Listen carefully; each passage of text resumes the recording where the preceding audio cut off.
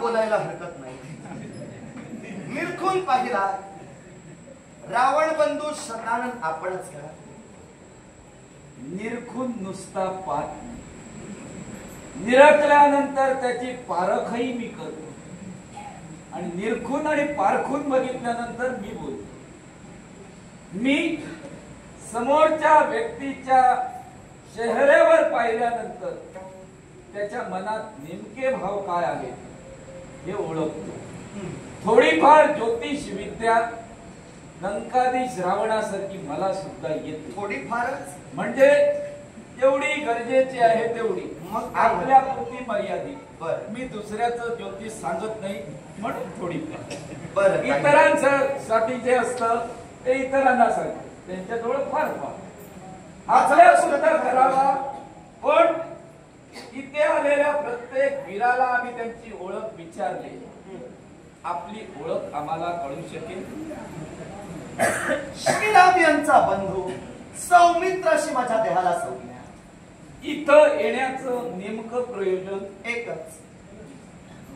राम रावण युद्ध संपुष्टात आलं आणि असं असताना केवळ आपल्याकडे पुन्हा युद्धाला खिळाताना तोंड फुटलं. आमच्या कित्येक खिळाताना सैन्यातील पराक्रमी वीरांना तुम्ही तुमच्या पराक्रमाचं पाणी पाजलं. अर्थात त्याच एका उद्देशानं मी तुमच्यापर्यंत येऊन उभा राहिलोय. तेव्हा मी आपल्याला सूचित करू इच्छितोय, राम रावण युद्ध संपुष्टात आलेलं आहे. तेव्हा राम आणि रावण यांच्यातील असणारं वैमनस्य किंबहुना राम जाणे रावण आणि रावण जाणे रामा, खऱ्या अर्थानं ज्याच्यासाठी हा अट्टास घडला गेला त्या अट्टासाला पूर्णविराम माझ्या मतानं तरी आलेला आहे. तेव्हा तुम्ही आमच्याशी वैमनस्य धरून पुनश्च युद्धाला तोंड फोडू नये अशी आमची इच्छा आहे. युद्धाला तोंड फुटलेलं आहे, कित्येक वीर लढून गेलेलं आहे. अर्थात आता पुन्हा तोंड फोडण्याची गरज नाही. आता हे तोंड असं उघडलंय ते कुणाचं कधी बंद होईल काही सांगता येत नाही. पण काय मी आपल्याला एकच विचारू इच्छितो. बोला. हा वनवास तुम्ही कुणासोबत करताय? माझा प्रिय बंधू राघव आणि माई सीता आपल्या बंधूसाठी करताय. बंधूवरचं प्रेम, बंधूवरचा विश्वास, त्याचप्रमाणे माझ्या बंधूसाठी मी हे करतोय. माझं कुठं चुकतंय का? मी कुठं म्हणतोय? मग तुम्ही म्हणालात युद्धाला तोंड फोडू नका, जे झालं ते संपलं, तुम्ही हे करू नका. अर्थात जसा तुमच्या भावाबद्दल तुम्हाला आत्मविश्वास आहे, तुमच्या भावाबद्दल तुम्हाला आत्मीयता आहे, तद्वत मला सुद्धा माझ्या बंधूबद्दल आत्मीयता आहे. मग तीच आत्मीयता सिद्ध करण्यासाठी आम्ही तुमच्याशी संग्राम करतोय. रावण बंधू शतानंद, तुमच्या मुखातून निघणारे शब्द ऐकून मन समाधानी झालं. बंधूबद्दल असणारी निष्ठा प्रत्येक बंधूला धर्माने राखण्याचा प्रयत्न करावा आणि तीच बंधूबद्दल असणारी धर्मनिष्ठता या सौमित्रानं जोपासण्याचा प्रयत्न केला. म्हणून माझ्या राघवाच्या ख्यातिकीर्ती बरोबर माझंही नाव जोडलं गेलं. पण जर तुम्ही म्हणत असाल तीच बंधूबद्दल असणारी धर्मनिष्ठता जर तुम्ही राखण्याचा प्रयत्न करता तर मला तुमच्या बाबतीत संशय येतो. कसा तो सांगतो. कारण बालवयात एकमेकांच्या जीवावर उठणारे तुम्ही दोन बंधू आणि त्यायोगे रावणापासून तुम्हाला दूर ठेवलं गेलं. काय ठेवलं गेलं याच्या मुळाशी कारण आहे. ते कारण सर्वांना आता ज्ञात झालेलं आहे. तेव्हा जर बंधूबद्दल असणारी धर्मनिष्ठता तुम्हाला आता जोपासावी जर वाटते तर मला वाटतंय निश्चितच आता तुम्हाला शहाणपण सुचलं म्हणायला हरकत नाही. शहाणपण बालपणापासूनच आहे. बालपणीच्या गोष्टी या फार वेगळ्या असतात. बालपणी प्रत्येक जण असताना घडणाऱ्या गोष्टी घडल्या. माता पित्यांनी जाणलं, दोन शक्तिमान पुरुष, दोन शक्तिमान बंधू एकाच ठिकाणी स्वतःचं अस्तित्व निर्माण करतील की न करतील अशी शंका त्यांच्या मनी आली. म्हणून माझं अस्तित्व निर्माण करण्यासाठी बालवयात मला दूर पाठवलं. मी माझं अस्तित्व निर्माण केलं. लंकाधीश रावणाच्या अस्तित्वावर माझा डोळा नव्हता, किंबहुना त्याचं साम्राज्य मला मिळावं अशी माझी इच्छा नव्हती. पण माझं अस्तित्व जिथं निर्माण आई वडिलांच्या शब्दासाठी मी केलं, तिथं मला मातेचा संदेश आला. संदेशाच्या योगे करून मी आलो. अर्थात दिलेला शब्द परिपूर्ण करणं हे माझं कर्तव्य आहे. मग ठीक, दिलेला शब्द जोपासणं आणि तो पूर्ण करणे हे जर का तुमचं कर्तव्य असेल, तुमचा रावणाच्या कर्तृत्वावर डोळा नव्हता किंबहुना रावणाच्या राज्यावरही नव्हता असं जर तुम्ही म्हणत असाल, तर निश्चितच या क्षणी तुमचा सेवक करून विजयाची पताका रामसेनेच्या दिशेने डोलवून मी सुद्धा माझं कर्तव्य या क्षणी श्रेष्ठ कधी शक्य होणार नाही. का होणार नाही? पूर्ण लंकेचे कोळसे करण्यासाठी तत्पर ठरला. लंकाधीश रावणानं तुम्हाला वेळोवेळी सहाय्य सुद्धा केलं. ते सहाय्य विसरलं आणि त्याला तुम्ही गतप्राण करण्यासाठी तत्पर ठरला. लंकाधीश रावण तुमचा गुरु ठरला, याबद्दल वाच्यता करण्याची गरज नाही. पण तुम्ही सुद्धा तेवढे दोषी आहात. लंकाधीश रावणानं दोषारोप निर्माण करून घेतला, किंबहुना तो दोषी ठरला. याच्या मुळाची कारण तू आहे. स्पष्ट करू शकाल? एकच, लंकाधीश रावणाची बहीण म्हणजे माझी सुद्धा बहीण शूर्पणखा. हिचं नाक आणि कान तूच कापलंस ना? त्रिवार सत्य. काय का कापलंस? याच्या मुळाशी कारण होतं. काय कारण? तुमची बहीण शूर्पणखा ही शूर्पणखा स्त्री तत्व आणि स्त्री नीतिमूल्य विसरून माझ्या नेत्रासमोर उभी राहिली. अर्थात स्त्री नीतिमूल्यांचं ज्या स्त्रीनं उल्लंघन केलं तिला तशाच प्रकारचं शासन होणं गरजेचं होतं आणि म्हणूनच ती कृती माझ्याकडून घडली. नीतिमत्तेचं उल्लंघन जर का तिच्याकडून घडलं, अशी कोणती नीतिमत्ता तिनं पायदळी तुडविलं असं तुमचं मत आहे? तिनं तर तुमच्याजवळ प्रेमाची याचना केली. तुम्हाला सांगितलं मला तुमच्याशी विवाह करायचा आहे, नकारार्थी शब्द तू दिला. एवढंच नव्हे, रामाजवळ जाण्यासाठी तू सांगितलं. मग त्या रामानं तिच्या पृष्ठभागावर रेखाटणी केली. स्वतःच्या बाणानं एकवचनी एकपत्नी एक बाणी असणारा राम तिच्या पाठीवर लिहितो. हे निशाचरा, या स्त्रीचे नाक आणि कान काप. मग त्या रामाला तुझ्या देवाला तू विचारलं पाहिजे होतंस, असं का म्हणून ते का नाही विचारलं? रावण बंधू शताना, शंका तुमची उपस्थित झाली. अर्थात उपस्थित झालेल्या शंकेला योग्य ते उत्तर सौमित्राकडून तुम्हाला मिळेल. स्त्री जातीची नीतिमूल्य तुमची बहीण विसरली हे शब्द मी उच्चारण्याच्या मुळाशी कारणच ते होतं. माझ्या राघवानं याआधी कधी अशी अक्षरं लिहिली नव्हती, पण राघवांनाही त्या क्षणी अक्षरं लिहिणं भाग पडण्याच्या मुळाशी कारण एका स्त्रीनं आपली नीतिमूल्य विसरण्याचा त्यावेळी प्रयत्न केला होता. आता ती कशी आहे मी तुम्हाला पटवून देतो. तुमची बहीण शूर्पणखा हिचा याआधी विवाह झाला होता. विवाह झाल्यानंतर तिचा सेवक, तिच्या पतीचा सेवक हा लंकाधीश रावणांकडूनच झाला.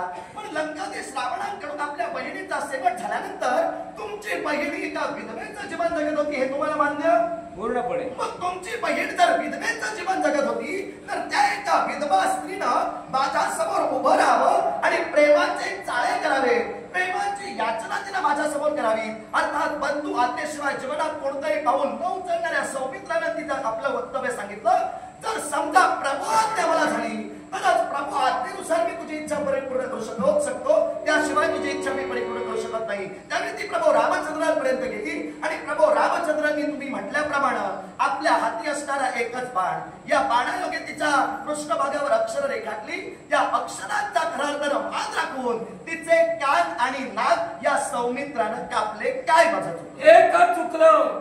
नष्टे मृते प्रव्रजिते क्लिविचे प्रतितोपतो पंचसु आपसु नारायण विधियंते. हे विधीचं विधान आहे. जर का एखाद्या स्त्रीचा तारुण्यात पती मेला असेल, हे ब्रह्मदेव सांगतो, मी सांगत नाही. मी कुठं म्हणतोय? मी सांगतो नपेक्षा नंतर प्रश्न येईल, सांगायला म्हणशील नंतर. हे ब्रह्मदेवानी सांगितलं.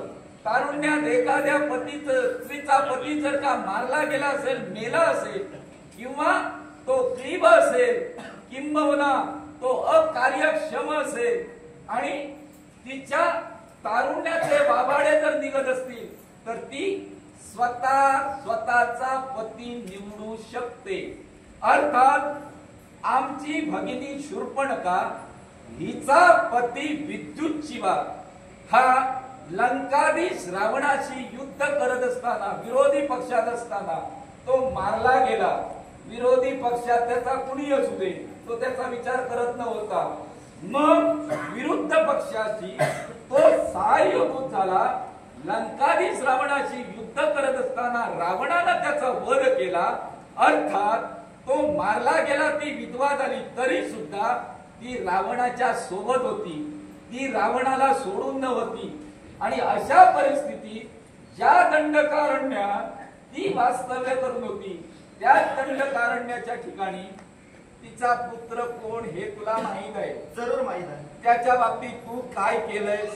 हा शबराच्या बाबतीत तू काय केलंयस? शबराचा शेवट माझ्याकडून घडला. का घडला तो? याच्या मुळाशी कारण आहे. हा शबर भक्ती करण्यासाठी कुठं बसला होता हे आपल्याला ज्ञात असेल. अरण्याच्या ठिकाणी. आणि त्याच अरण्यात, दंडकारण्यात तो एका कळकीच्या बेटाच्या आड शांतपणे, जिथं हिंस्र श्वापदांचा त्याला त्रास होणार नाही, अशा कळकीच्या बेटात तो स्थिरपणे ध्यानधारणा करून त्या दिव्य शस्त्राची प्राप्ती करणार होता. मग त्या दिव्य शस्त्राच्या प्राप्तीस्तव ध्यान धारणा स्थितीत असणारा हा शबर जर त्याच्या ध्यान धारणेत पवित्रता होती, तर त्याच्या भक्तीचं फळ म्हणून स्वर्गातून येणारं दिव्य शस्त्र हे त्याच्या हाती आलं नाही, ते या सौमित्राच्या हाती आलं. म्हणजे निश्चितच त्याच्यापेक्षा माझं सत्व श्रेष्ठ ठरलं. याच्या मुळाशी कारण होतं. एक गोष्ट लक्षात ठेव, तो भक्ती करत होता, त्या भक्तीचं फळ शस्त्र येत होतं. अर्थात ते दिव्य शस्त्र येत असताना तू पाहिलंस आणि हात वरती उंचावून ते तू घेतलंस. शस्त्राला अक्कल नसते, शस्त्र चालवणाऱ्याला अक्कल असते, आणि चालवताना त्याच्या हातालाही अक्कल नसते. ते चालवणाऱ्यानं कसं चालवावं आणि धारण कसं करावं हे ज्याचं त्याला कळावं. अर्थात त्यानं जर शस्त्र स्वतःच हाती घेण्याचा प्रयत्न बसून तो करतच होता, त्याच्या ते हाती येणार होतं. पण मध्यंतरी तू ते शस्त्र तुझा हात वरती करून घेतलंस.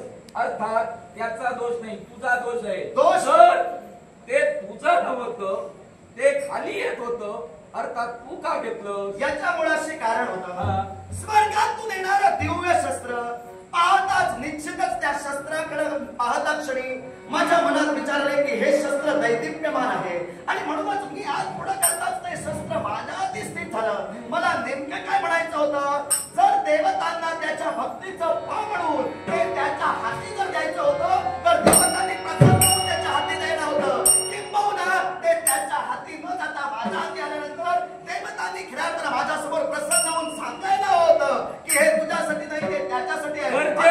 देवता नव्हत्या, गरजेची एकच होती गोष्ट, ती शस्त्र प्राप्तीचा विषय होता, देवतांना प्रसन्न करून घेण्याचा विषय नव्हता. शस्त्र प्राप्ती करून त्याचं शस्त्र येत होतं. जे आपलं नाही ते स्वीकारण्याचा प्रयत्न तू केला, अन्यथा ते तू स्वीकारलं सुद्धा. मग ते आजमावून पाहण्याची तुला काय गरज होती? याच्या मुळात असणारं कारण शेवटी मानवी मन आहे. अर्थात मानवी मनात निर्माण होणाऱ्या इच्छा या दैवी संकेतानुसार घडत असतात, आणि म्हणूनच माझ्या मनात इच्छा निर्माण झाली. माझ्या हाती स्थित झालेलं हे दैदिप्यमान अस्त्र, याची प्रचिती नेमकी काय, आणि म्हणून त्याची प्रचिती पाहण्यासाठी त्या शस्त्राचा विमान केला. तो त्यात बसला होता हे मला माहित नव्हतं. अर्थात तो प्रहार तुझ्या कर्मी घडला. आपण एखाद्या गोष्टीवर प्रहार करत असताना आजूबाजूच्या गोष्टीची जाणीव करून घ्यावी, त्याच्या आड कोण आहे की नाही याची खात्री करून घ्यावी. तू एक क्षत्रिय याची तू खात्री केली नाही. अर्थात तू केलेले पाप आहे हे निश्चित केलेला पाप असेल, पण मी जे कृत्य केलं ते निश्चितच या विश्वासाठी आमच्यासाठी फायदेशीर होतं, आणि म्हणूनच सौमित्राचा अधर्माचा असेल तर तो तुमच्या मताला अधर्माचा म्हणा, पण तिथं राघवाच्या सानिध्याला सौमित्र आपलं जीवन घडतोय. निश्चितच राम सहवासानं हा सौमित्र पवित्रच आहे. अर्थात तुम्ही तुमच्या फायद्याचं तेवढं बघता. तूच म्हणाला तुमच्या फायद्याचं होतं, तुमच्या अस्तित्वासाठी तुमच्या फायद्याचं